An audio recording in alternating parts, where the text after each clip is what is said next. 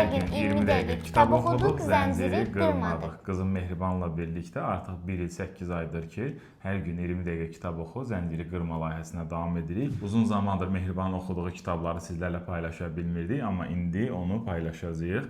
Mehriban, hansı kitabları oxumusan son dəfə?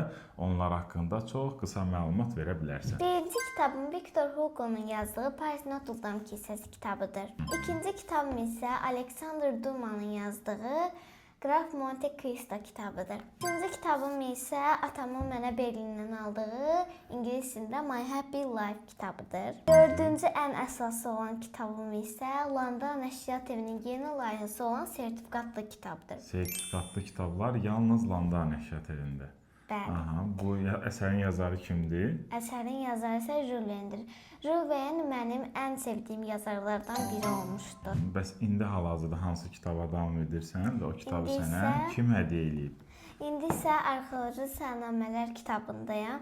Bu kitabı mənə kitab dostum olan Turan Abdullah hədiyyə Turan etmişdir. Abdullah'a buradan salamlar göndəririk. Bəs yaxşı Mehriban, ilin yekununa doğru gedirik və önümüzdə də yay ayları var.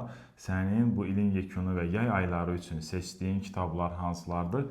Onları da dostlarınla paylaş. Təbii ki, ata, mənim seçimim hər zamanki kimi Landa Nəşriyyat Evinin gözəl yay tapşırığı kitabıdır. O zaman nə deyirik? Bütün uşaqlara istifadə etməyi tövsiyə edirik. Bəs yaxşı ata, sən bu müddət ərzində nə etmisən? Biz də Landa Nəşriyyat Evi olaraq uşaqlar üçün çox maraqlı kitablar hazırlamışıq və paralelində ata həm doktorantura imtahanına hazırlaşıb, həm də dissertasiya müdafiəsi üçün elmi işini tamamlayıb və az qalıb artıq müdafiənin vaxtıdır. Nə deyirik uşaqlara?